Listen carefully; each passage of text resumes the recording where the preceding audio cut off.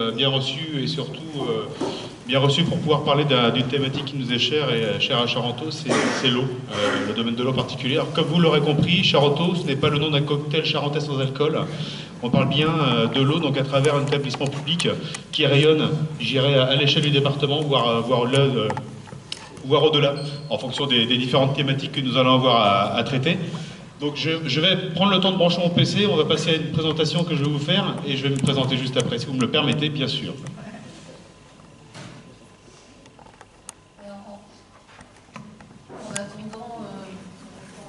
En attendant, je vais saluer la venue de René qui est venue là pour...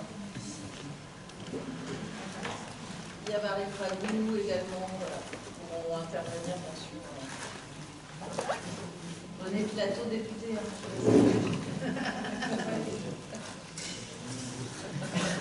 C'est au cas où.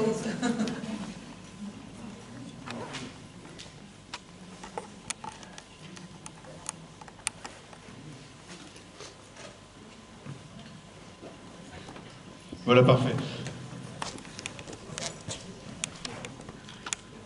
Donc ça, bonjour à toutes et à tous. Comme j'ai peut-être commencé par être impoli. Bon, pardonnez-moi pour ça en tout cas, et ça ne se reproduira pas, c'est promis. Je remercie effectivement les personnes présentes, donc les représentants élus, techniques, des différents établissements et structures de la Charente, à vous toutes et tous qui êtes très simplement intéressés, eh bien, je dirais, par le domaine et les thématiques de l'eau en général. C'est vrai que c'est toujours... important pour nous de savoir que, eh bien, il y a une sensibilisation qui se fait, je dirais, jour après jour, année après année, sur ces thématiques donc de la gestion de l'eau et aujourd'hui à l'échelle du bassin de la Charente. Donc, moi je suis Frédéric Gauthier, comme ça a été évoqué tout à l'heure, donc directeur de Charenton, alors depuis peu, mais c'est un établissement que je connais depuis de nombreuses années, enfin quelques années, j'en dirai un peu plus juste après. Je suis issu du monde de l'eau depuis maintenant une vingtaine d'années, donc je commence à avoir une légère expérience. Toute petite, mais bon, je vais quand même tenter de faire quelque chose de bien. Et j'étais, avant d'être à Charenton, à l'agglomération de Grand Angoulême, où j'étais directeur du cycle de l'eau. Voilà, donc ça, j'ai pu œuvrer pendant quelques années, justement, bien à l'échelle de ce territoire. Très simplement, maintenant, c'est quoi Charenton? Alors Charenton, je vais commencer avec cette présentation. Alors je vais vous proposer cette présentation-là et je vais vous proposer après de pouvoir surtout échanger avec la salle. N'hésitez surtout pas, alors parfois à m'interpeller lorsque c'est nécessaire, lorsque vous constatez que des éléments méritent d'avoir une réflexion, je dirais, peut-être un peu plus poussée. Et puis à la fin, de toute façon, il y aura un échange avec vous tous, et ce qui permettra eh bien, de soulever les différentes interrogations que vous pourriez avoir. Et en dernier lieu, je tenais quand même à remercier les élus de Charenton qui m'ont confié justement cette mission de venir auprès de vous, à vos côtés, pour parler eh bien, de ce que c'était que l'eau, j'irais sur une approche technique, la technique que porte l'établissement Charenton.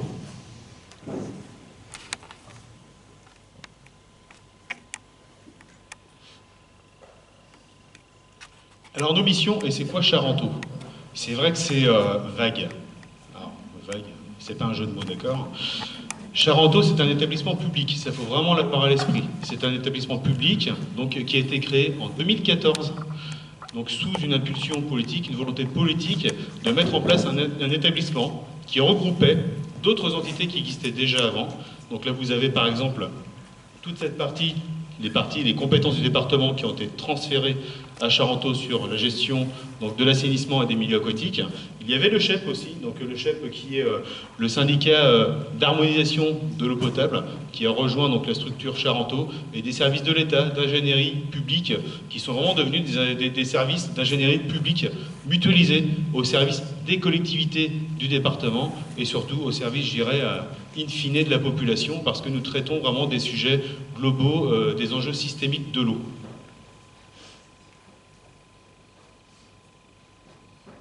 Alors comment est-ce que ça se décompose tout ça? C'est vrai que c'est mystérieux. L'eau c'est quoi? L'eau c'est simple, hein, finalement, quand on regarde de loin, c'est ouvrir un robinet, tirer une chasse.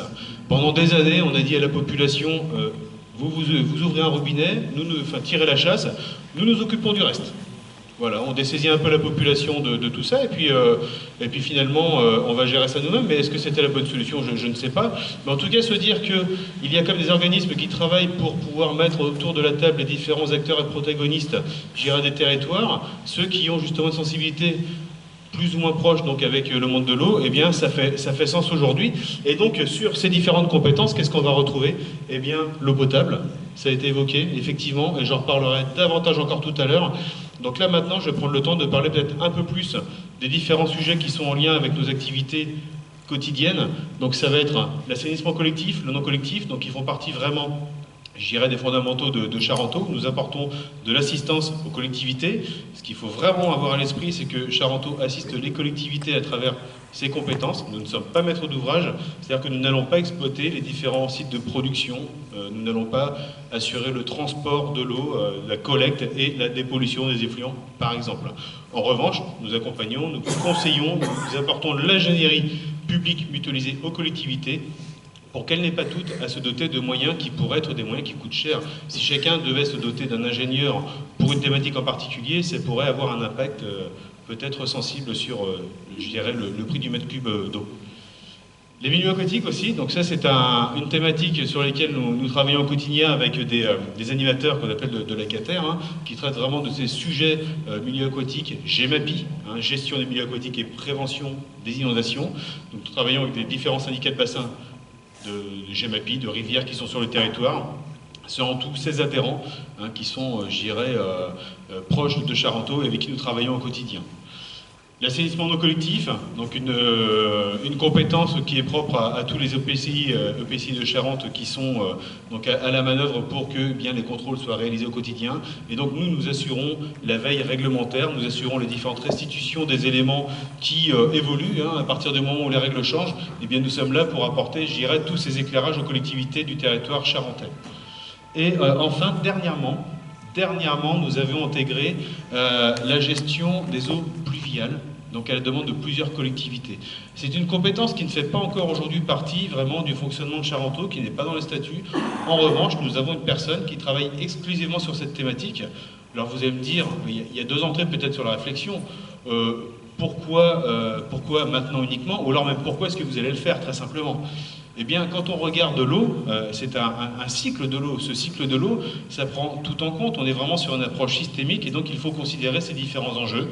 Et si on ne considère pas le pluvial, eh bien peut-être qu'on considérerait un peu moins bien la ressource. Et aujourd'hui, on sait que eh bien, la ressource, il faut en tenir compte parce que eh bien, les événements climatiques que nous traversons actuellement l'impactent. Alors oui, juste pour information quand même, c'est plus de 100 collectivités adhérentes, mais je vais revenir dessus peut-être un peu plus longuement par la suite, parce que c'est vrai que la composition de Charenteau, c'est quand même, c'est important de le dire. Comment ça fonctionne? Donc à l'époque, il y a eu la loi NOTRe, donc ce qui a mis en avant la réforme des collectivités territoriales. Les collectivités se sont regroupées, ont fusionné, ont donné donc des structures à plus grande échelle.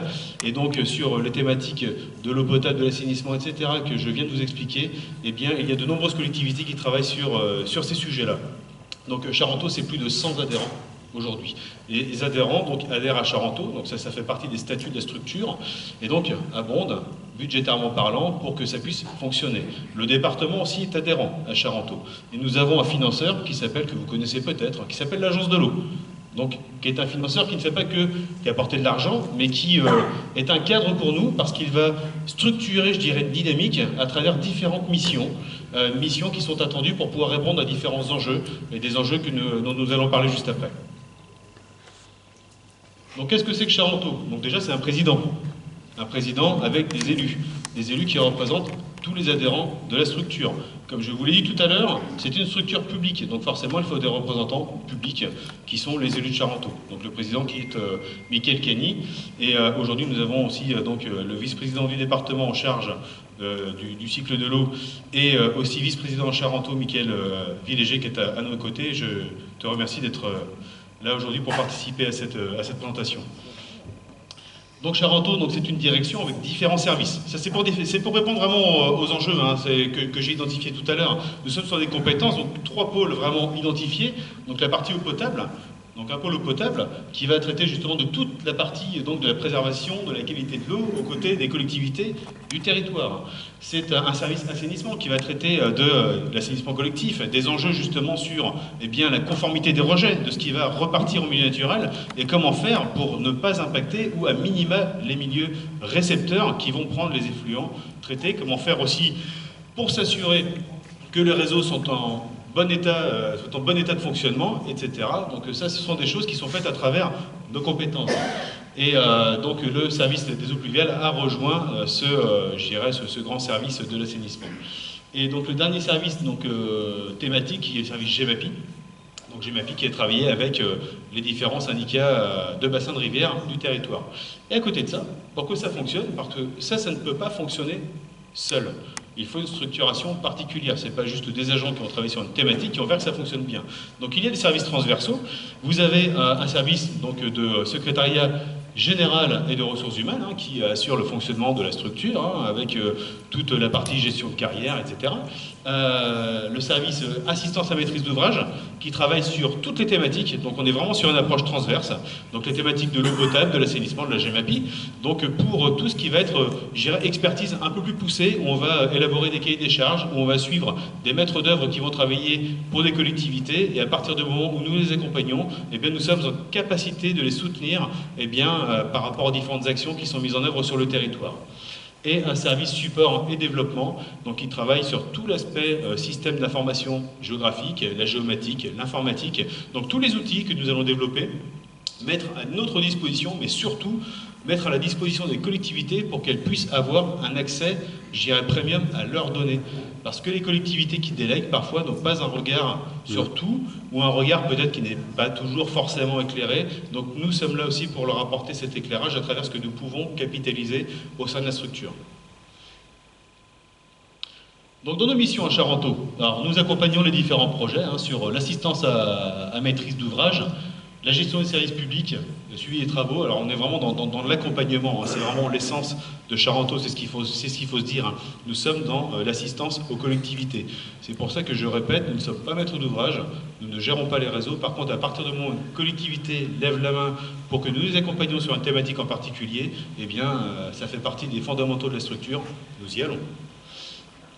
Nous améliorons la connaissance des territoires, nous sommes vraiment dans l'acquisition des données, nous sommes à capacité d'aller voir l'ensemble des collectivités, capitaliser, bancariser, nous allons voir les délégataires aussi, nous récupérons l'information, nous mettons tout ça donc, au sein d'un seul et même outil, et cet outil est mis à la disposition des collectivités. Alors, tout n'est pas encore opérationnel à 100%, ça, ce sont des choses qui se construisent sur la durée. Comme je vous l'ai dit, Charenton, ça a une dizaine d'années, et en tout cas, ce sont des choses qui avancent, et ce sont des outils qui se développent jour après jour, en interne, avec des appuis externes parfois, mais en tout cas, nous avons une équipe qui permet justement de faire en sorte que tout ça puisse se réaliser. L'accompagnement dans la gestion de crise, prévention et anticipation. Donc nous sommes disponibles en cas d'incident, justement pour accompagner les collectivités, en cas de débordement d'une station d'épuration, en cas de dysfonctionnement, en cas de manque d'eau sur un territoire, par exemple, eh bien, nous sommes à leur côté aussi pour que les choses puissent se rétablir le plus rapidement possible. Donc c'est l'expertise, optimisation et du conseil, où on accompagne vraiment nos collectivités à travers des diagnostics. Dans quel est le réseau? Eh bien nous sommes une collectivité, nous ne savons pas, nous avons un délégataire, est-ce que tout fonctionne correctement? Eh bien nous sommes en mesure de proposer des diagnostics complets, avec quelques éléments techniques qui permettent de définir vraiment dans quel état eh bien, sont les différentes infrastructures eh bien, qui composent les services et les territoires. Et enfin, l'animation et le développement des compétences. J'y tiens particulièrement, parce que l'animation, mine de rien, c'est quoi? C'est l'acculturation aussi, c'est le fait de faire savoir à partir d'éléments que nous pouvons capitaliser. Je dirais que le fondamental de Charenton, c'est de se dire que quand nous savons, quand nous apprenons quelque chose quelque part, nous sommes en capacité, et dans même l'obligation, je dirais, de restituer, de faire connaître, de faire savoir que eh bien, des textes de loi ont évolué, des réglementations ont évolué, donc nous accompagnons les collectivités pour qu'elles puissent s'adapter à ce qui demain sera mis en place pour que ça évolue correctement. Et donc Charenton représente ses membres et participe au rassemblement technique. Donc nous avons parfois, pour différents sujets, la mission qui nous a été confiée par nos membres pour aller les représenter et pour pouvoir, eh bien, je dirais, porter le discours des collectivités territoriales sur les compétences de l'eau. Alors maintenant, je vais faire un focus sur l'eau potable et je vais particulièrement rester vraiment sur cette thématique, comme là on est sur cette approche, je dirais, un peu plus eau potable aujourd'hui. Néanmoins, si vous avez quelques questions que ce soit qui concerneraient une autre thématique, je m'évertuerai à y répondre et ce sera avec plaisir. Donc voilà comment ça fonctionne un peu. Donc nos services, c'est quoi? Sur l'assistance à maîtrise d'ouvrage, je vous l'ai expliqué tout à l'heure, nous accompagnons les collectivités donc dans les différents projets qu'ils pourraient avoir en fonction de leurs demandes. Parfois, les collectivités font sans nous parce qu'elles ont les moyens propres de faire les choses elles-mêmes et c'est très bien. Mais parfois, eh bien, sur une thématique particulière qui nécessite une compétence spécifique, ben, ce n'est pas toujours le cas. Je l'avais évoqué tout à l'heure, est-ce que chaque collectivité a besoin de se doter d'un hydrogéologue? Alors déjà, quand on en a un ou deux à l'échelle du département, c'est pas mal. Donc en avoir autant qu'il y a de collectivités eau potable, par exemple, c'est pas forcément évident. Donc, et puis, est-ce qu'il y aura une pertinence aussi, à l'échelle de leur bassin, d'avoir un professionnel qui aurait une seule compétence spécifique? Ben, pas toujours. Pas toujours. Donc je parle d'hydrogéologue, mais ça peut être vraiment autre chose aussi. Donc c'est de l'aide au pilotage des services, hein, c'est de l'assistance aux procédures de gestion des services publics, et à la passation des contrats, du suivi des contrats, la gestion patrimoniale. Donc là, quand il y a un délégataire qui va travailler sur un territoire, la collectivité fait appel à nous pour pouvoir élaborer un cahier des charges, pour lancer un marché public, et nous nous assurons avec elle que les règles du jeu soient respectées donc, du mieux possible, que le rendement de réseau soit atteint quand il y a un objectif qui va être fixé, par exemple, ça nous pourrons en reparler tout à l'heure, bien entendu. Et ça fait partie de toutes ces missions qui nous sont confiées, donc nous travaillons vraiment sur ces sujets, je dirais au moins main dans la main. Et donc la gestion et la préservation de leurs ressources avec un suivi quantitatif de leurs ressources. Aujourd'hui on en parle, alors peut-être un peu moins là maintenant, parce que la météo est plutôt clémente hein, quand on pense à la ressource, mais c'est plutôt quelque chose qui viendra en vernis sur une réalité qui n'est pas forcément celle qu'on envisagerait. L'incitation, l'accompagnement, la gestion patrimoniale. Les collectivités ont des réseaux, elles sont propriétaires. Il faut le rappeler, ce ne sont pas les délégataires. Ce n'est pas SOR, ce n'est pas Veolia, ce n'est pas Suez, ni Agure qui sont propriétaires des réseaux, ce sont les collectivités. Ça leur appartient. Donc à partir de là, quand ça appartient aux collectivités, rendons à César ce qui appartient à César, les collectivités sont en droit de savoir dans quel état sont leurs infrastructures. Si elles ne le savent pas à 100%, eh bien, il pourrait y avoir éventuellement des dérives. Donc nous sommes à leur côté justement pour faire en sorte que des diagnostics soient établis. Nous les accompagnons pour trouver des cabinets d'expertise pour les mettre aussi à leur côté, les mettre dans la boucle pour savoir eh bien, quels sont l'état de leur réseau, quels sont l'état de leurs installations, et à partir de là, des plans d'action sont mis en avant. Et il y a aussi de l'animation des programmes de reconquête de la qualité de l'eau. J'y reviendrai après dessus. De toute façon, je vais prendre un peu de temps sur ce sujet en particulier. La gouvernance de l'eau potable en Charente en 2025. Alors comment ça se passe et qu'est-ce qui se passe en Charente exactement? Mais avant la Charente, c'est quoi la gouvernance de l'eau potable? Eh bien les collectivités, donc dans cette définition de la compétence, c'est quoi une collectivité compétente? C'est toutes les collectivités que vont assurer tout ou partie de la production, du transport, du stockage et de la distribution de l'eau destinée à la consommation humaine. Donc ça veut dire qu'à partir du moment où une collectivité touche du doigt cette compétence-là, eh bien elle va gérer la compétence de l'eau potable pour cet exemple, là, ici, présent. Donc les services de l'eau et de l'assainissement sont des SPIC. Alors ça veut dire quoi SPIC? Ce sont les services publics, d'eau industrielle et commerciale. Donc ça veut dire quoi? Ça veut dire que ce sont des budgets qui ne sont pas intégrés au budget général. Ce sont des budgets annexes. Donc là on arrive donc, dans l'approche du l'eau paye l'eau. Ça veut dire que l'eau de la facture d'eau doit servir à faire fonctionner un service d'eau, doit servir à investir pour le service d'eau, etc. Voilà, donc c'est pour ça que le SPIC existe et permet justement aux collectivités de fonctionner avec un budget qui va lui être propre et vraiment exclusivement dédié à la gestion de l'assainissement collectif, non collectif et à la gestion d'un service de l'eau potable, par exemple.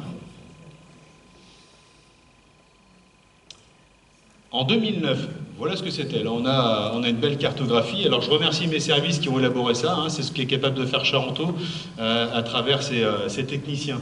Donc là, on voit une belle carte de la Charente. Alors, très beau territoire. Et une multitude de collectivités qui gèrent cette compétence de l'eau. Donc avant, c'était 49 collectivités eau potable, 9 communes, 2 agglos, donc Grand Angoulême et Grand Cognac, 38 syndicats pour 170 000 abonnés, 7 régies et 42 délégations de services. Qu'est-ce qui s'est passé entre-temps? Je l'avais évoqué tout à l'heure, il y a eu la réforme des collectivités territoriales, des fusions qui ont été opérées, jusqu'où on allait, alors vous regarderez d'un département à l'autre, vous n'aurez pas un fonctionnement identique. Les services fonctionnent quand même, hein. On a encore aujourd'hui de l'eau au robinet, on pourra en reparler tout à l'heure, est-ce qu'on en aura demain? Ah, ça c'est notre question encore. Mais en tout cas, ces services étaient configurés de cette manière-là, on était beaucoup moins impacté peut-être à l'époque par les changements climatiques. Chacun pouvait gérer donc son service sans forcément regarder directement ce qui se passait chez le voisin. Quoique, il y a déjà des choses qui étaient initiées, il y a déjà des interconnexions qui étaient créées entre différents syndicats d'eau, et donc on voyait une mutualisation arriver, se mettre en place à l'échelle du territoire de la Charente. Et donc ça c'est, on va dire, l'état des lieux de 2009, et aujourd'hui si on fait un état de l'art de la situation, on arrive à ça. Donc là, c'est différent. C'est différent, donc là, vous avez une carte avec une double entrée de lecture. Là, vous avez des territoires qui sont les communautés de communes, communautés d'agglomération. Donc là, vous allez avoir, par exemple, ici, Charente-Limousine, Val-de-Charente, Cœur de Charente qui est ici, etc., etc.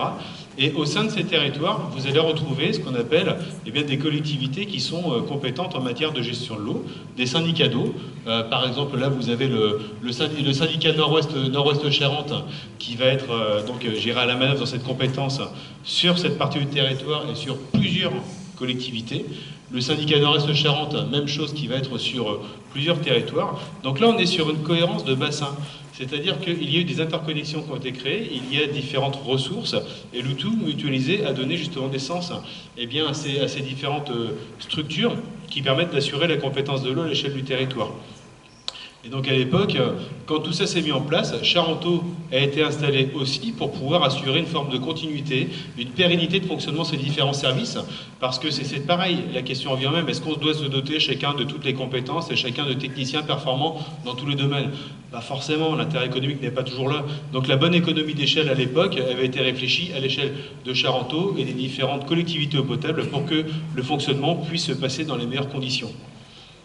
Donc en tout, ce sont 8 collectivités, vous avez vu, on en a perdu 41 entre-temps, quand même, il faut le souligner. Donc ce sont 8 collectivités aujourd'hui qui gèrent la thématique de l'eau potable. Donc une commune qui reste encore, hein, c'est Barbezieux pour ne pas la nommer, oh, je l'ai fait. Barbezieux, vous allez avoir 2 agglomérations qui sont Grand Angoulême et Grand Cognac, donc là pas de changement. Ce qui se faisait avant au niveau des agglos se fait encore aujourd'hui. La seule différence, c'est que les agglomérations ont grandi. Voilà. Donc par exemple, Grand Angoulême qui était à 16 communes avant la loi NOTRe est passé à 38 communes. Donc les syndicats qui existaient, par exemple le syndicat de la Bohème, les syndicats de la Vallée de l'Échelle, ont intégré donc Grand Angoulême, et aujourd'hui c'est Grand Angoulême qui gère la compétence de l'eau potable sur ces territoires. 4 syndicats d'eau, donc le Nord-Ouest Charente, le syndicat du Karst, le syndicat du Nord-Est Charente et le syndicat du Sud, donc syndicat d'eau potable du Sud Charente, donc qui se trouve sur toute cette partie ici, voilà. Et la communauté de communes du Rouillaquet qui est aussi compétente sur sa gestion de l'eau, donc une Comcom qui a pris la compétence à l'époque. Nous sommes passés de 170 000 à 190 000 abonnés, 31 services, donc une régie, 5 prestations de services et 25 délégations. Donc la population est stable hein, sur le territoire de la Charente. Hein. Nous sommes à 350 000 habitants, ça évolue légèrement, mais c'est vraiment quelque chose qui reste, je dirais, relativement stable dans la durée. Et donc ce sont une population qui est répartie principalement sur Grand Cognac et Grand Angoulême. Donc avec 140 000 et 70 000 habitants, donc c'est plus de 50% de la population qui va se retrouver dans les 2 agglomérations du territoire. Les services d'eau potable en Charente, alors quelques chiffres, hein, donc ce sont 93 ouvrages, ça c'est important de le savoir. Hein. J'en reviens encore à ce que j'ai dit tout à l'heure. Ouvrir un robinet, tirer une chasse, est-ce que c'est résumer l'eau? Non, c'est un raccourci. C'est un raccourci parce que derrière ça, il y a un tas de choses qui se passent. Il y a un tas de choses, c'est tout un fonctionnement, toute une organisation, on part de la ressource, vraiment en eau, et on va jusqu'au milieu naturel, quand on pense vraiment au captage et à la restitution de ce qu'on aura pu prendre, et qu'on voudrait rendre dans le meilleur état possible. Donc c'est 39 forages, 25 puits, 26 sources, 3 eaux de surface. Là on est plutôt sur les eaux de surface, sur le nord-est de la Charente, donc plutôt sur Montemboeuf et le Gonfolantais, où on va avoir, eh bien, on est sur le socle, là, on est sur des surfaces plutôt granitiques, où il est difficile de trouver bien des ressources en eau autres que celles que nous allons pouvoir retrouver en surface. 55 ouvrages de traitement, 213 ouvrages de stockage, pour un volume total de 189 674 mètres cubes. C'est-à-dire que ça, ce sont les capacités de stockage des réservoirs d'eau potable sur le territoire de la Charente. 9 915 km de réseau. Notez bien ça.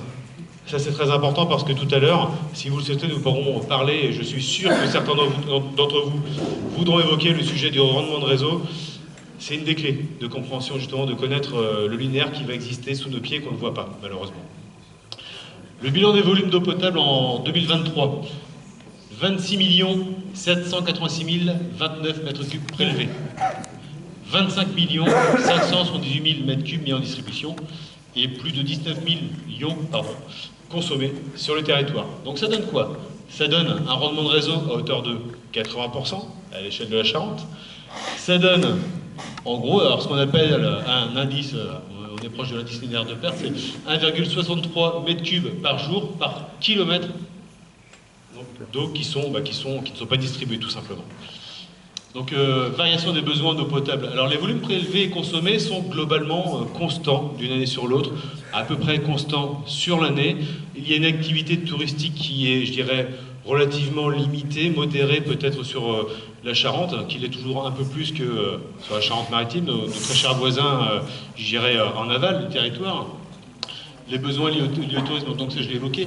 Et les augmentations des besoins en été se font quand même ressentir. On voit des pics de consommation. Pourquoi? Parce qu'on a les remplissages, les ajustements des piscines, par exemple. Alors ça ne fait pas tout. C'est une des parties. Il y a bien entendu autre chose. Il y a l'arrosage des potagers. C'est marginal, mais multiplié par 200 000 personnes qui potentiellement auraient un potager, ça peut peut-être peser. Et donc, il y a aussi ces variations qu'on va retrouver en fin d'automne et en début d'hiver en raison de la distillation de la zone de production du cognac. Puis après, il y a des besoins industriels, mais qui sont, je dirais, plutôt réguliers, conséquents effectivement, mais réguliers, mais un travail est fait à ce niveau-là, au niveau des collectivités. En tout cas, je peux dire que ça avance, j'en suis témoin. Ça devrait avancer plus vite, mais oui, je vous en prie. Petite question sur les volumes. Comment se fait qu'il y ait une telle différence entre les volumes prélevés, en distribution et consommés en fait? Alors, il y a différentes raisons. Effectivement, la remarque est absolument pertinente. C'est-à-dire que quand vous allez avoir des volumes prélevés et des volumes mis en distribution, il y a ce qu'on appelle les autres process. C'est-à-dire que dans le fonctionnement d'une usine, vous allez avoir une partie de l'eau qui sera donc captée, qui va passer à travers les différents éléments, donc les différentes étapes de traitement de l'eau. Mais toute cette eau-là ne repart pas dans le circuit, parce qu'une partie est aussi réutilisée pour nettoyer l'usine.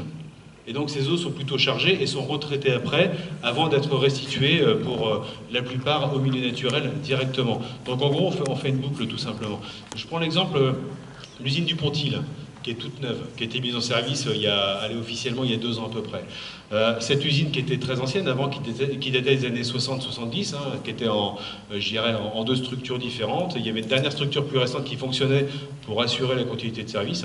Il y avait un volume d'eau qui rentrait. Les eaux étaient traitées et donc à chaque fois qu'il y avait des lavages de filtres, parce que ça marchait par filtration, les eaux filtrées repartaient directement dans la Touvrant. Aujourd'hui, donc on a une usine neuve sur ce territoire-là. Les eaux sont reprises, donc sont utilisées aussi en partie pour renettoyer les filtres, parce qu'il y a encore des filtres, sauf qu'avant d'être restituées à la Touvre, il y a une nouvelle étape de traitement qui va se faire pour la débarrasser de toutes ces matières en suspension par exemple, et à partir de là, elle revient quand même directement dans le milieu naturel. Parce que comme ce n'est plus une eau qui a été directement captée, elle ne peut pas être réintégrée dans le circuit, tout simplement. Donc ça, c'est une de ces raisons. Voilà, mais en tout cas, je pense que ça couvre quand même la globalité des mètres cubes en écart qu'on a entre le captage et la mise en distribution. Et ce qui est consommé, c'est ce qui est facturé. Et ce qui est consommé, effectivement, c'est ce qui est facturé. Donc il y a encore un écart entre les deux. Donc cet écart entre les deux, ça s'explique à travers ça, là, le rendement de réseau. Ce sont les volumes qui sont alors ou perdus, ou des volumes de service aussi. Par exemple, vous allez avoir des châteaux d'eau, les réservoirs d'eau potable. Réglementairement parlant, il est obligatoire de laver, les nettoyer pour ne pas avoir bien de développement de biofilms et de micro-organismes que nous ne souhaiterions pas voir justement apparaître dans les réseaux, donc c'est obligatoire, ils sont nettoyés. Donc l'objectif c'est de descendre au maximum le niveau des réservoirs par la consommation normale, mais arrivé à un seuil, il serait dangereux de vider complètement le réservoir parce qu'il y a des manipulations à faire pour pouvoir assurer le fonctionnement du service. C'est-à-dire que quand un réservoir n'alimente plus un service, il faut bien continuer à alimenter la population. Donc il y a des interconnexions qui sont créées pour pouvoir alimenter ça depuis d'autres réservoirs d'eau potable ou par des usines sur des régulations de débit, etc. Et donc ce volume, lui, eh bien, malheureusement est perdu. Aujourd'hui est perdu. Est-ce que demain il y aura des solutions pour faire autrement ? Potentiellement. Il y a les volumes aussi sur les potents incendies. Quand il y a des incendies, eh bien, il n'y a pas de comptage, donc ces volumes partent pour les extinctions de feu, par exemple. Parfois il peut y arriver qu'il y ait des vols d'eau, ça arrive, c'est rare, mais ça arrive. Et après, eh bien, ces volumes non comptabilisés font partie de tout ce qu'on va retrouver à travers les différentes casses, à travers les différentes petites, grandes fuites qu'on retrouvera sur les réseaux qui structurent le territoire de la Charente. Et puis je dirais que c'est partout pareil, hein, sur le territoire national, on a la même situation. C'est à peu près, je dirais qu'on est dans la même approche et l'origine des pertes n'est pas différente d'un territoire à l'autre. Au niveau des forages, s'il vous plaît, est-ce qu'on pourrait avoir une idée des forages qui sont pollués, du nombre de forages qu'on pouvait avoir en l'an 2000 et combien ont été fermés, et à l'heure actuelle, combien de forages sont considérés comme pollués et nécessitent une usine de traitement? Alors, je répondrai au moins partiellement à votre question. Je n'ai pas de cartographie toute précise de tout ça, parce qu'on a quand même pas mal de forages, hein, vous l'avez vu, 39 forages et des puits. Il y a aussi même les eaux superficielles qu'il faut considérer, parce qu'au-delà des forages, eh bien, les eaux superficielles sont utilisées sur 3 points donc, pour pouvoir produire de l'eau potable. Donc derrière, ça veut dire qu'il faut des process, hein, surtout sur ces eaux-là, pour pouvoir eh bien, retirer de l'eau tous les produits dont on ne voudrait pas retrouver dans les réseaux. Mais en tout cas, il y a des plans d'action, j'en parlerai juste après, rassurez-vous. En tout cas, n'hésitez pas à me poser des questions si vous voulez des compléments d'information à ce sujet-là. Je ne manquerai pas d'y répondre, mais j'irai vraiment plus dans les détails par la suite, si vous me le permettez, bien sûr. Alors, juste au fond. Oui. Moi, je voudrais revenir sur la question du taux de rendement. Donc, vous dites que c'est à peu près 80%. Bon, oui. J'imagine qu'il doit y avoir des différences bien entendu. Dans le secteur. Bon, c'est pas les 50% qu'on trouve dans les dom-toms, hein, où c'est dramatique. Mais il y a quand même un lien, il me semble, avec le... Bon, 80%, c'est quand même pas négligeable. Hein, je trouve quand même que c'est... Et c'est lié, évidemment, au taux de renouvellement. Et quand je constate qu'en Charente, on est très majoritairement sur une gestion privée. Or, une gestion privée, ça a un objectif commercial. Ce qu'il faut, c'est gagner de l'argent. On a, en revanche, une gestion publique va avoir un objectif d'intérêt général et donc une préservation de l'eau en priorité. Et par conséquent, le taux de renouvellement par rapport justement à la perte, bon, on va essayer de faire en sorte que le renouvellement soit davantage. Par exemple, quand on a des renouvellements à 1%, ça veut dire donc 100 ans. Quand on a des canalisations qui durent 70-80 ans, donc là, évidemment, ça va se dégrader. Donc, on a des différences assez énormes de taux de renouvellement quand on est en gestion publique et quand on est en gestion privée. Ça, c'est quand même aussi un élément important. Donc, ma question, comment se fait-il qu'il n'y ait pas plus de gestion publique dans le département? Et comme vous êtes mission conseil, moi je sais qu'à Barbezieux, il y avait quelqu'un de Chanteau qui était venu justement, puisqu'il y avait un renouvellement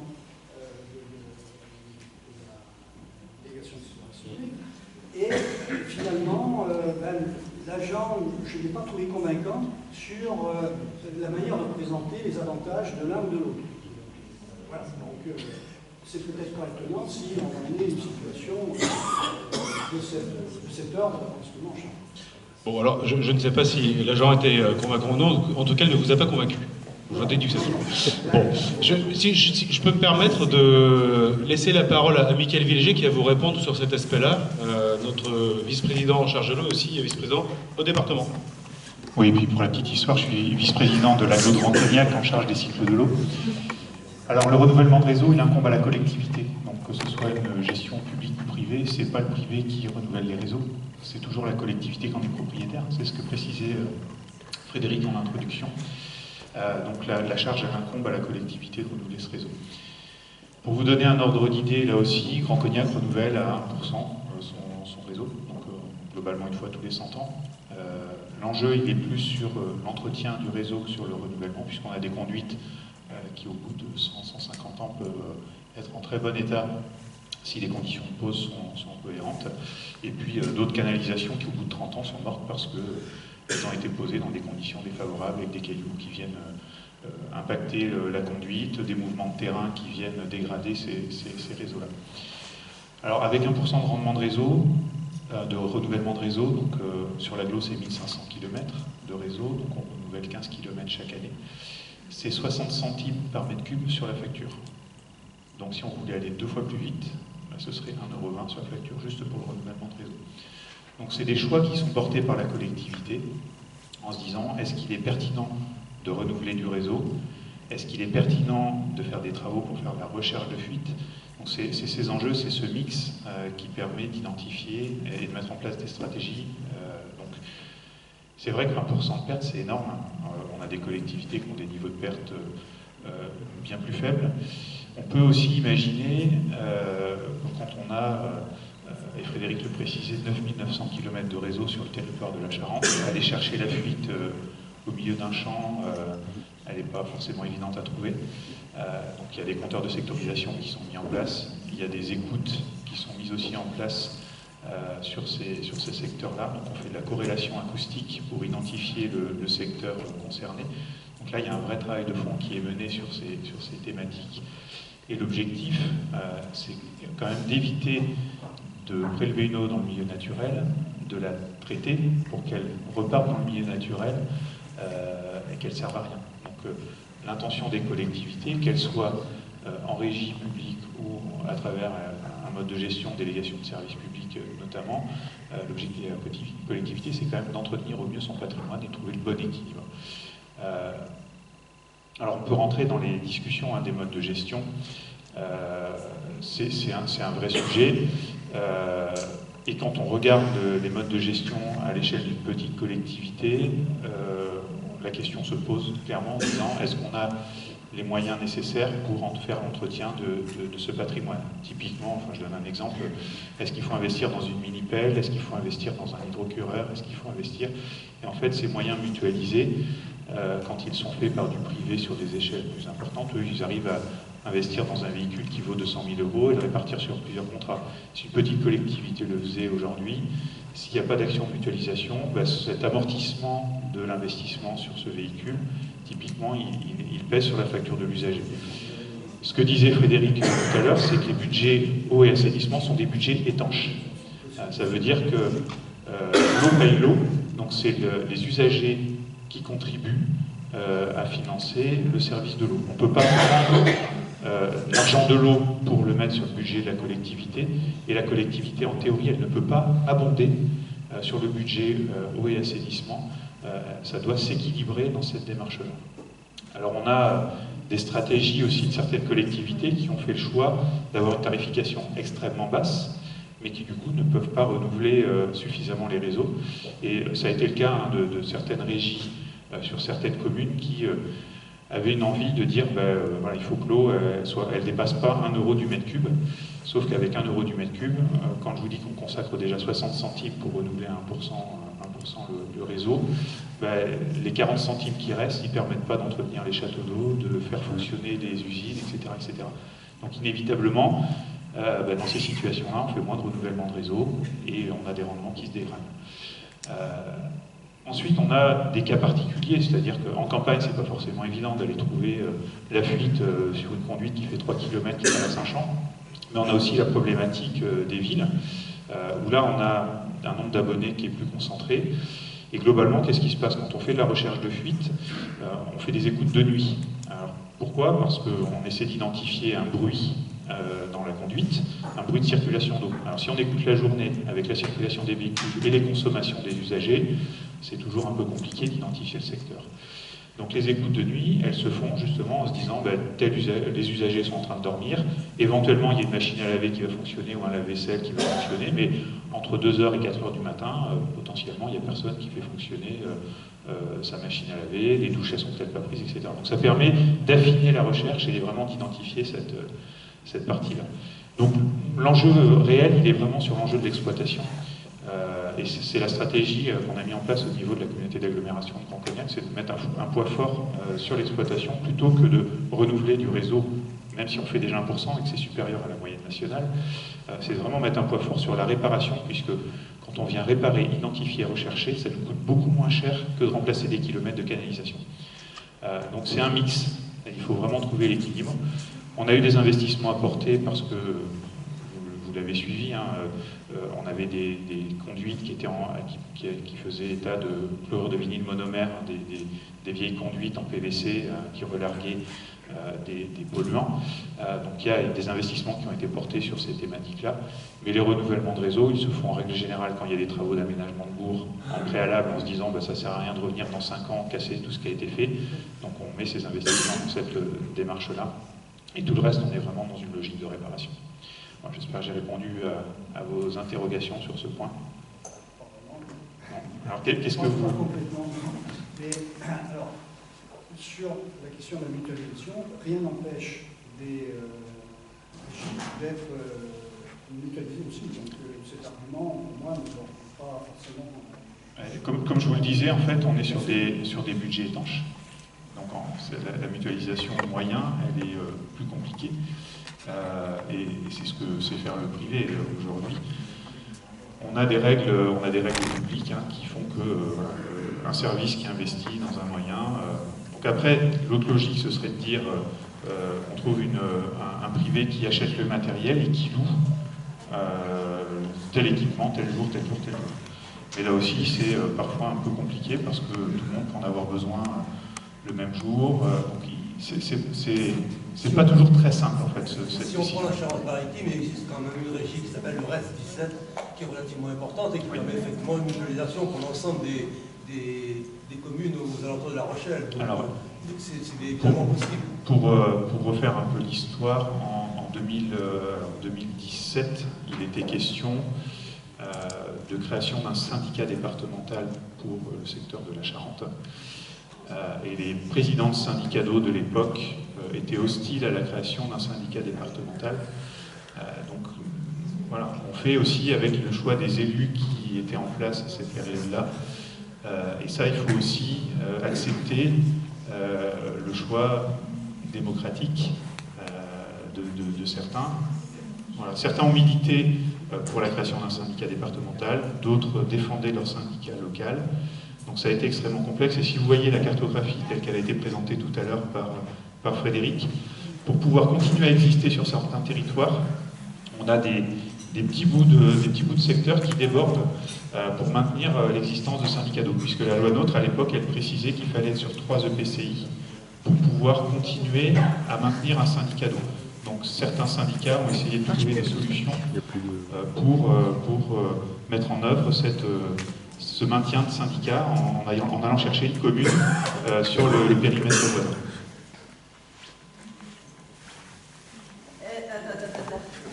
Est-ce que vous pourriez, s'il vous plaît, ne pas m'en vouloir et garder votre question? Parce que là, on ne va jamais avoir le temps de finir, on a déjà au moins une demi-heure. C'est possible? C'est possible? Hein? Alors, une question très courte. C'est juste parce qu'il a le pouvoir.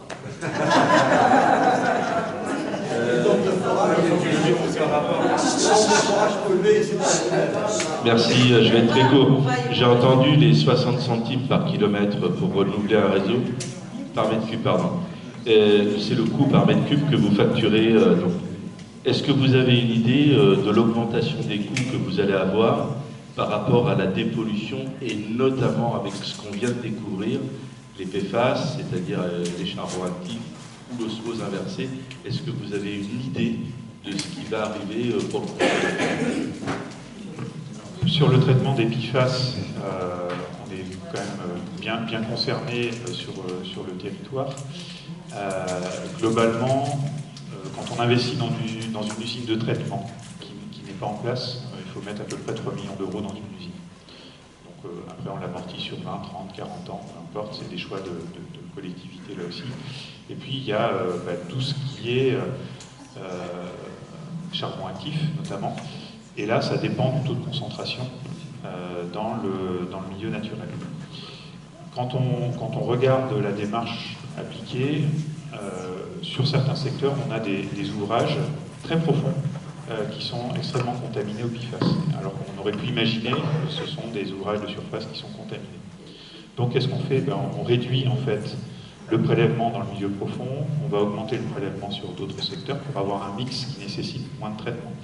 Mais globalement, vous pouvez avoir des secteurs où il faut renouveler les charbons en moyenne tous les 3 mois, d'autres où ce sera tous les 6 mois, d'autres tous les ans en fonction du taux de concentration.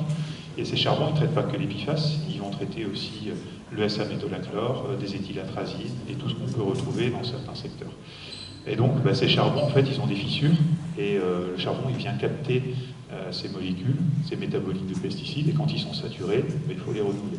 Donc il y a des process qui existent de recyclage en fait des charbons actifs, et donc on a du recyclage permanent avec des usines qui se modernisent, mais c'est des coûts d'exploitation forcément, parce que c'est de l'énergie, de l'électricité, on fait chauffer les charbons pour les régénérer, potentiellement des usines qui ne sont pas équipées, c'est des coûts de transport, donc le bilan carbone n'est pas terrible non plus.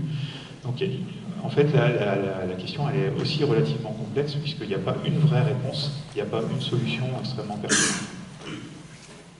Bon, on vous promis, on vous redonne la parole tout à l'heure, mais on va continuer. Bon, finalement, ce que j'avais dit au départ, interrompez-moi, ça ne tient plus. Merci de votre compréhension. En tout cas, donc, on va poursuivre sur cette présentation de ce qui se passe en Charente, vraiment en particulier. Donc en Charente, c'est quoi? Il faut tenir compte des directives nitrates qui concernent tout le département. Or, les bassins versants de la Vienne, une partie du karst. Et donc c'est quoi? C'est 13 captages Grenelle. Donc là, on va rentrer, je dirais, un peu dans le vif du sujet sur la partie qualitative de l'eau, avec des actions qui sont menées sur le territoire, différentes actions. J'en parlerai un peu plus en détail après. Bon, je pense qu'on remplit les ressources là. 7 programmes d'action ressources 2025-2030 pour répondre justement aux enjeux des captages Grenelle et 27 captages qui ont été identifiés comme étant sensibles en 2022 et sur lesquels des actions vont être mises en place aussi. Donc,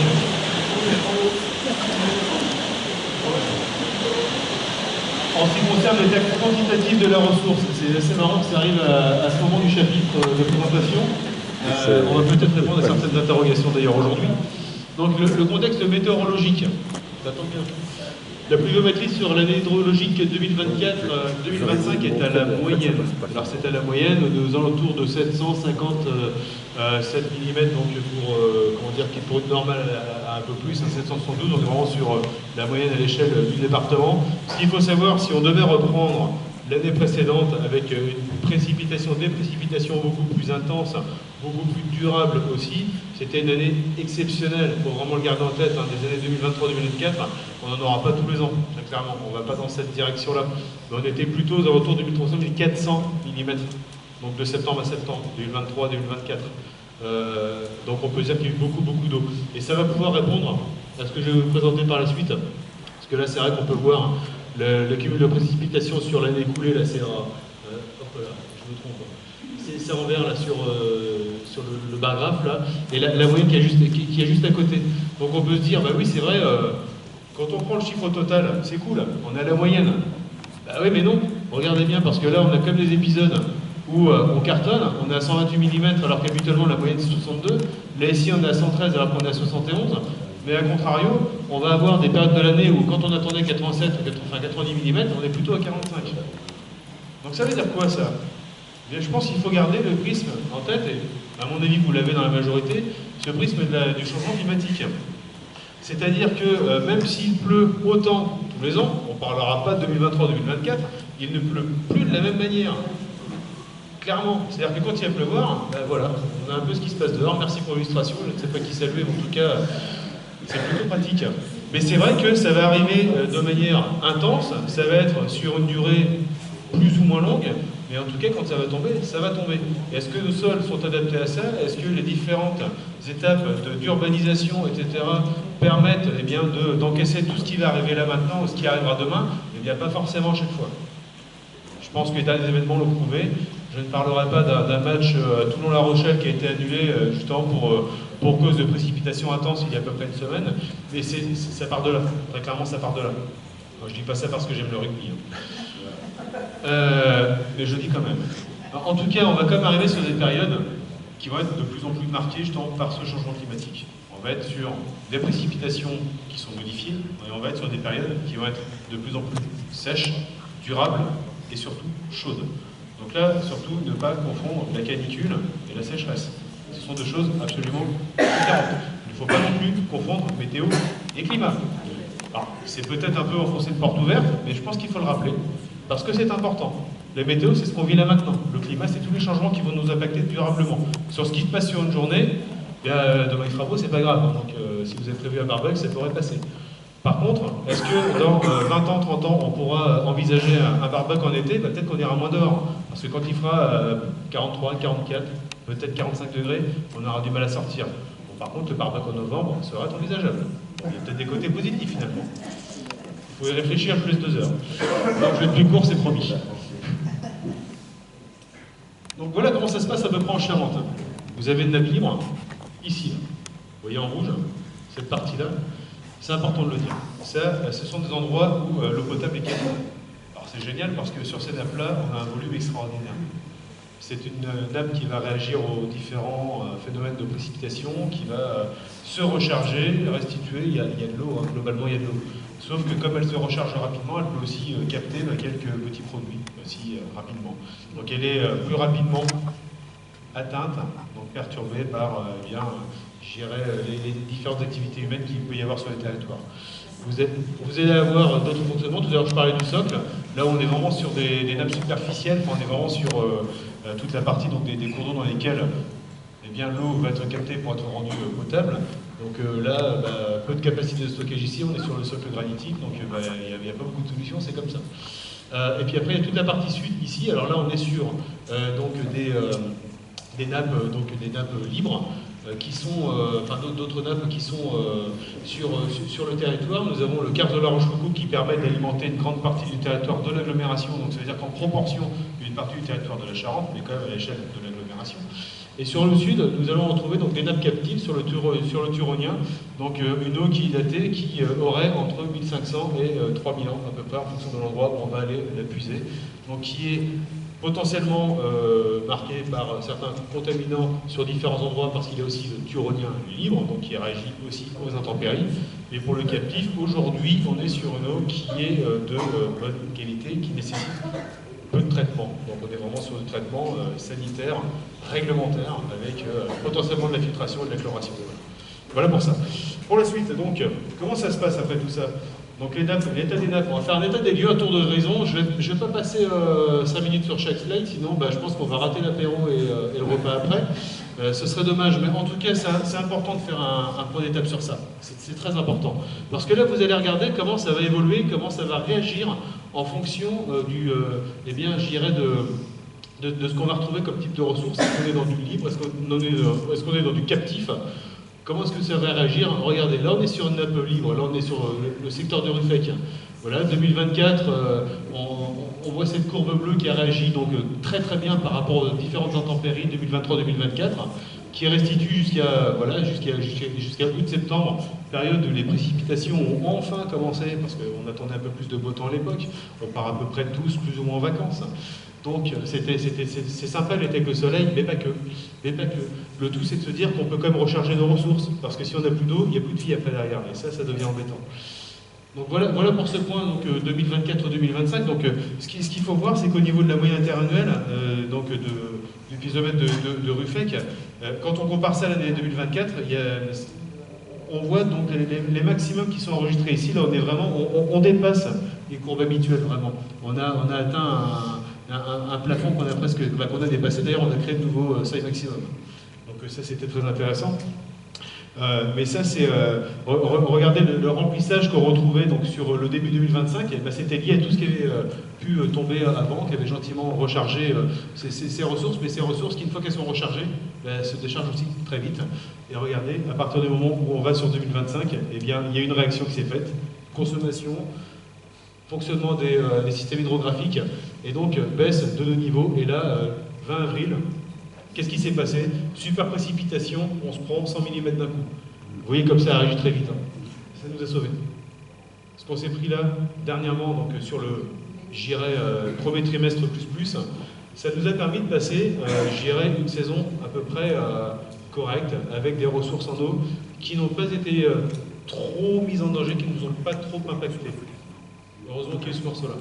Donc après, derrière, hop, on voit que ça redescend. Donc on est sur un niveau qui est plus bas que la moyenne. La moyenne est ici, donc là on est plus bas. On a remonté un petit peu avec ce qui s'est passé dernièrement. On a des phénomènes, des épisodes de précipitation qui sont plus intenses là maintenant, qui sont un peu plus réguliers. Mais est-ce que ça va être comme ça dans 2 mois, dans les années qui vont suivre? Probablement pas. Donc le comportement, on peut l'observer donc sur le portugien aussi. On a, regardez, encore la même chose ici. Là, on est sur ballon, regardez, hop, le 20 avril, magie, ça remonte encore. Les 100 mm ont fait effet, la magie opère. Donc là, on peut voir ça sur ces nappes, donc, sur toute la Charente, sur les nappes libres, on peut le constater. Donc ça, c'est vérifié. Et donc, quand on arrive sur le captif, rien à voir. Donc là, on voit vraiment que l'effet des précipitations de 2024 a permis à la nappe de garder un niveau cohérent sur une durée. Et on est beaucoup plus lissé. Donc ce n'est pas les précipitations d'aujourd'hui qui vont aller recharger ces nappes captives, c'est celles d'il y a plusieurs mois, voire même peut-être plusieurs années, pour certains cas. Et donc là, on est sur une situation qui n'a pas été inquiétante pour la saison. Sur tous les captages donc, qui sont vraiment sur les parties captives du territoire de la Charente, nous avons été préservés au moins à ce titre-là. Donc ça, on peut le voir sur différentes courbes qu'on retrouve donc, à cette échelle. Pour l'état des nappes exploitées, donc encore une fois sur Alou ou Safraigne, eh bien on peut faire une analyse à peu près similaire, un peu de réaction, mais pas que. Et là, on voit comme beaucoup plus de réaction, les précipitations d'avril encore, qui avaient 100 mm de plus, et donc là qui montrent que toutes ces nappes libres sont très sensibles donc, à ces phénomènes météorologiques changeants qui peuvent nous impacter potentiellement. Voilà encore là, le quart de l'Orange-Foucault. Alors on est sur un système karstique. Est-ce que tout le monde sait ce que c'est qu'un système karstique? Alors ceux qui ne savent pas, lever la main, juste pour savoir, parce que c'est intéressant. C'est logique de ne pas savoir, ça ne me dérange pas, au contraire. Donc là, imaginons que nous sommes sur, j'aime bien dire, une grande éponge. Mais ce n'est pas une éponge, c'est plutôt minéral.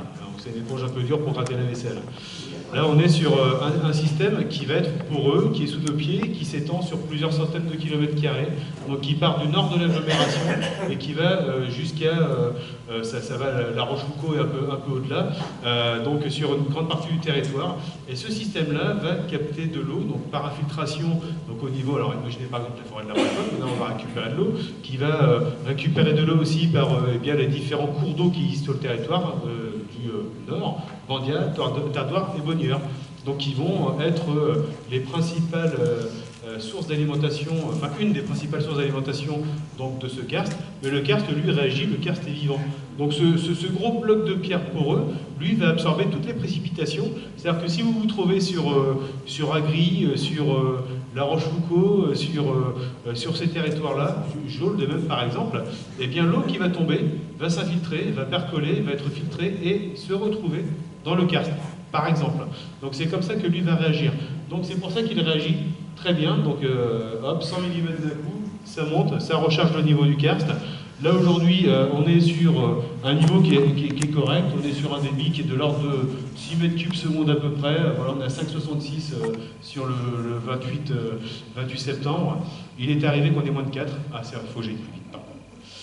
Qu'on ait moins de 4 mètres cubes seconde.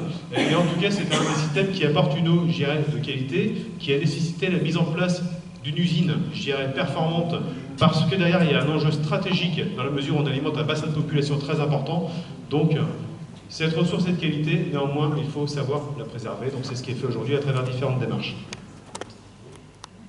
Voilà, donc encore un graphique, hein, mais je vais pas aller plus loin sur tous ces graphiques-là, parce que je pense qu'on est en train de passer le chrono. Si on veut répondre aux questions, ce serait pas plus mal.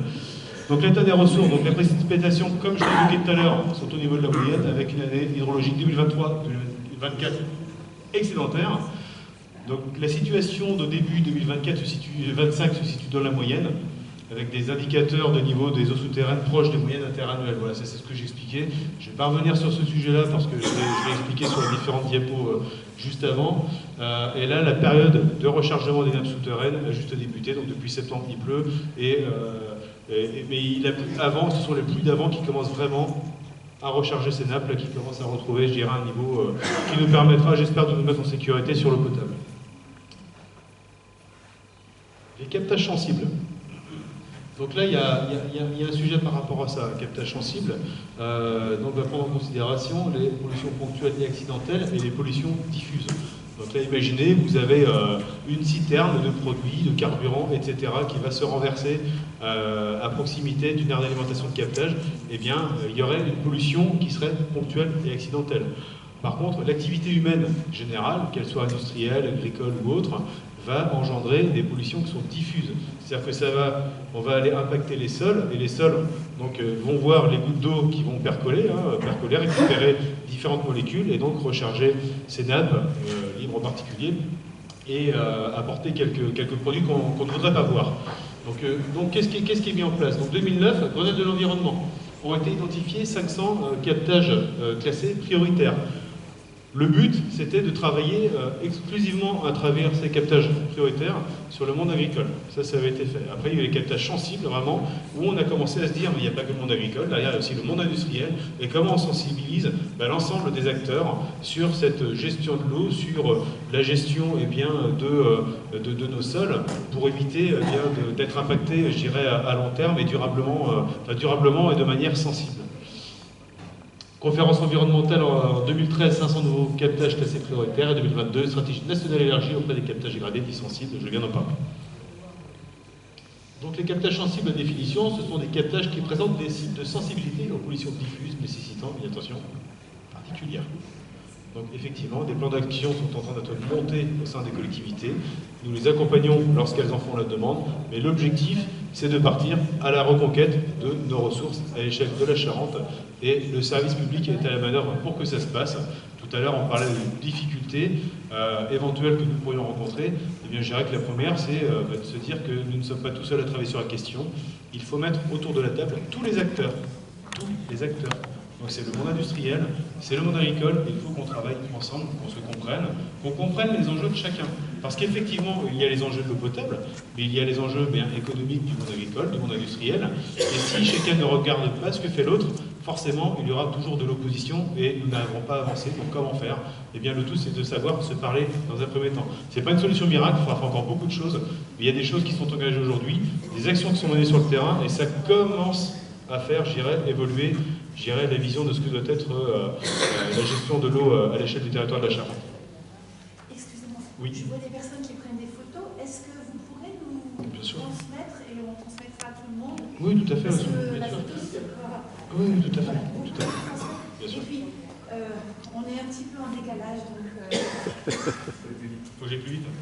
Parce qu'au début, j'avais 1h30, là, j'ai vu que j'ai eu plus d'1 heure. Je suis comme l'énergie, je suis durable. Bon, le contexte réglementaire, je vais passer rapidement dessus. Bon, il y a quand même des éléments réglementaires qui ont été mis en place justement pour que des plans d'action soient établis, pour que des programmes aussi soient réalisés. Donc ça va être des programmes ressources, par exemple, à l'échelle du territoire de la Charente. Bien au-delà, ça dépasse la Charente. Je ne parlerai que de la Charente. Aujourd'hui, nous avons des animateurs qui interviennent sur le territoire, donc qui ont des captages prioritaires, pour pouvoir accompagner donc, le monde agricole en particulier, pour faire en sorte que nous puissions aller vers la reconquête de cette ressource en eau. D'autres sujets qui concernent la reconquête de la ressource, ce sont les PGSSE, les plans de gestion de sécurité sanitaire de l'eau. Donc là, ce sont des obligations réglementaires aussi. En 2027, les PGSSE devront être mis en œuvre élaboré pour la partie ressources, donc vraiment sur toute la partie captation de nos eaux pour les rendre potables. Donc c'est jusqu'à juillet 2027, donc il y a des plans d'action qui sont mis en œuvre avec différentes phases. Nous y travaillons avec nos collectivités, les collectivités travaillent sur ce sujet elles aussi, donc c'est vraiment un travail concomitant, différentes phases qui nous permettront d'atteindre, je dirais, un vrai plan d'action pour réduire les différents risques. Et 2029, nous y travaillerons sur le PGCSE, sur toute la partie production et distribution de l'eau. C'est bien de protéger la ressource, mais il faut s'assurer aussi que l'eau qui arrive au robinet du consommateur arrive avec une excellente qualité, donc garantie. Les captages sensibles en Charente, donc 40 captages dont des champs captés classés sensibles, dont 13 déjà prioritaires sont au Grenelle de 2009, 27 classés sensibles en 2022, et donc 8 collectivités sont concernées, et quand on fait le compte, effectivement, il y a 8 collectivités sur le territoire de la Charente qui sont gestionnaires de l'eau potable. Donc elles sont toutes concernées aujourd'hui, depuis 2022. Donc 5 déjà concernés depuis 2009, et 3 nouvellement, donc aussi Grand Angoulême, avec les sources de la Touvre. Donc, c'est pas parce que l'eau n'était pas de qualité, je l'avais expliqué tout à l'heure, c'est parce que nous sommes dans un bassin d'alimentation qui touche une grande proportion de la population du territoire départemental. Donc ça veut dire que si jamais il devait y arriver quelque chose sur ce territoire-là, eh bien comment on fait si on n'a rien fait? Donc autant commencer aujourd'hui, donc il y a une démarche de préservation de la ressource qui est engagée. Donc un calendrier qui est mis en place avec des plans d'action qui sont définis, un nouvel arrêté qui est attendu aussi pour octobre 2025, donc avec de nouvelles dispositions qui seront à appliquer sur les différents territoires. Alors que fait Charenteau à travers ces travaux? Je vais passer rapidement sur ce sujet-là pour qu'on puisse échanger avec la salle. Donc nous avons, je l'expliquais tout à l'heure, des hydrauliciens, hydrogéologues qui travaillent avec les collectivités, et donc toutes les ressources sont suivies avec nos collègues pour le compte de collectivité sur 5 à 7 mois de l'année. Alors ça dépend de quand commence la période d'étiage, quand est-ce qu'elle termine. Donc il y a un lien qui est établi avec les services de la préfecture. Donc à partir de là, à partir de ce qui est constaté, le préfet, donc alors ce n'est pas juste la préfecture et Charenteau, ce sont aussi les OUGC qui sont là, ce sont les différents acteurs du territoire. Et donc à partir de là, le préfet prend un arrêté pour réguler ce fonctionnement donc, du captage de l'eau en fonction des différentes activités qu'il pourrait y avoir sur le territoire. Et nous participons aussi au comité scientifique de l'étude de la Tour. Donc ce que nous mettons à disposition de nos collectivités, aujourd'hui nous développons un outil qui s'appelle Sequoia. Alors tout à l'heure je disais, rendons à César ce qui appartient à César, les données des collectivités doivent appartenir aux collectivités. Ça c'est essentiel, c'est fondamental. Ça ne doit pas appartenir aux délégataires uniquement. Même si le délégataire capitalise de la donnée, c'est comment est-ce qu'on fait pour la capitaliser, la bancariser et la restituer après dans de bonnes conditions aux collectivités pour qu'elles aient connaissance du fonctionnement de leurs différents ouvrages. Donc ça ce sont des choses qui sont institué à travers un outil qui s'appelle Sequoia, donc qui a été développé, je dirais pas tout à fait en interne, mais presque, donc avec nos services de Charenteau, et qui est mis après à la disposition des collectivités du territoire. Ça permet donc le suivi des niveaux, suivi des volumes pompés, suivi des aquifères, suivi de la qualité aussi. Donc le service public, je dirais, se réapproprie vraiment les enjeux de l'eau à travers différents outils. Le service public a pris justement dans une bonne mesure, je dirais, la considération des enjeux qui nous impactent. Et donc nous accompagnons la gestion patrimoniale, donc l'élaboration des plans de gestion, donc les PGSSE, les collectivités nous ont sollicité pour que nous puissions aller à leur côté, apporter de l'expérience quand on voit ce qui se passe sur un territoire. Si on rencontre des difficultés, on peut le partager avec ces collectivités, les autres collectivités du territoire de la Charente. Donc ça, je dirais que c'est une valeur ajoutée et c'est une des forces de Charenteau. Et voilà, à ce niveau-là. Donc sur la reconquête de la qualité de l'eau, tout à l'heure on parlait de cette démarche, donc le programme ressources. Donc nous allons signer un programme avec nos collectivités membres et avec les services donc, de la Tour-Garonne, l'Agence de l'eau, les services de l'État, etc. Et en parallèle, au-delà de la culturation, au-delà de l'accompagnement du monde agricole, il y a des thématiques sur lesquelles nous allons travailler en particulier. Il y avait une filière que j'avais envie de souligner aujourd'hui parce que c'est une filière qui fait sens, mais qu'il faut savoir développer correctement. Pourquoi? Parce que si c'est mal fait, eh bien, c'est avorté, ça ne va pas jusqu'au bout et finalement tout le monde a perdu. Donc, la filière chambre, c'est une filière qui est étudiée avec les producteurs aujourd'hui pour pouvoir être en mesure de se dire qu'on va vers une fibre, des matériaux qui participeront donc à la construction de bâtiments. Là, on est sur une approche bâtiment, alimentation. Donc le chanvre, c'est quoi? C'est la chaîne motte, ça va être des fibres, etc., qui vont permettre de construire, enfin de fabriquer des produits isolants. On voit la laine de verre qui est utilisée encore aujourd'hui, la laine de roche, la laine de bois, etc., la louette. Et il y a le chanvre, qui a des propriétés isolantes similaires.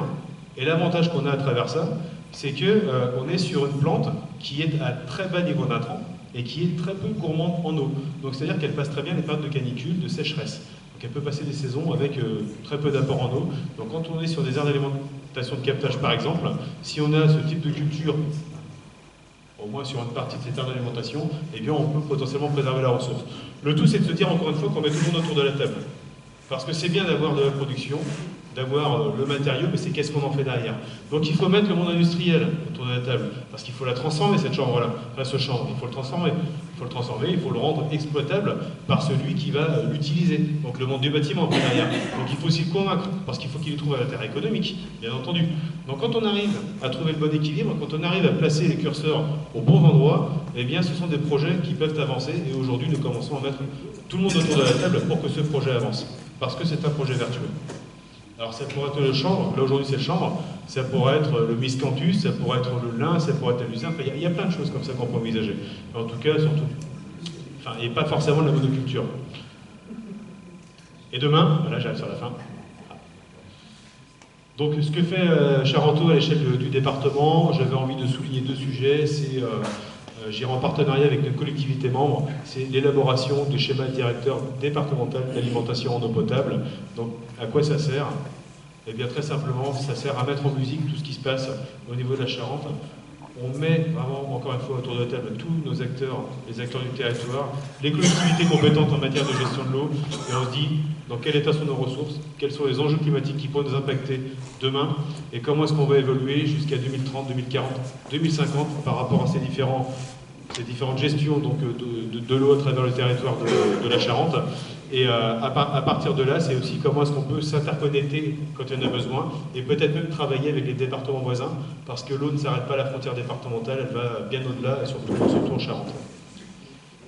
Et donc nous travaillons encore sur eh bien, la poursuite des actions ressources.